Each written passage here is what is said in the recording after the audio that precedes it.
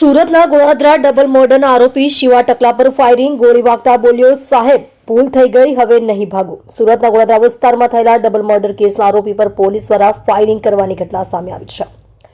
Reconstruction દરમિયાન આરોપીએ ભાગવાનો પ્રયાસ કરતા પોલીસે સ્વરક્ષણમાં 2 રાઉન્ડ ફાયરિંગ કર્યું હતું। ફાયરિંગમાં આરોપીને પગમાં ગોળી વાગતા તેને સારવાર માટે સ્વિમેર હોસ્પિટલ ખસેડવામાં આવ્યો હતો। શિવા ઉર્ફે શિવો ટકલો રિકન્સ્ટ્રક્શન દરમિયાન ભાગવાની કોશિશ કરતા ઇજાગ્રસ્ત।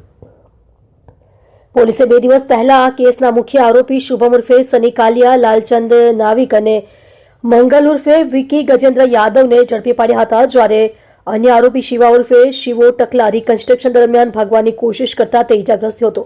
સાહેબ ભૂલ થઈ ગઈ, હવે નહીં કરું, હોસ્પિટલ લાવતા જ આરોપીની શાન ઠેકાણે પડી ગઈ હતી। તે સમયે આરોપી ચીસો પાડતો હતો કે સાહેબ ભૂલ થઈ ગઈ, હવે નહીં થશે, હવે નહીં ભાગું, મને છોડી દો। શિવા ટકલા સામે ગુસ્સીટોક, હત્યા સહિત ગંભીર પ્રકારના 10 જેટલા ગુના નોંધાયેલા છે। પોલીસે જણાવ્યું કે આરોપી શિવા ટકલા ઉર્ફે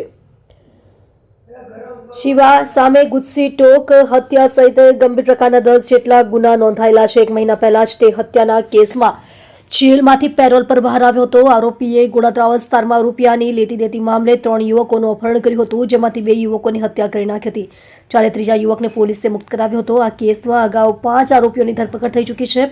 ડીસીપી આલોક કુમારનું નિવેદન।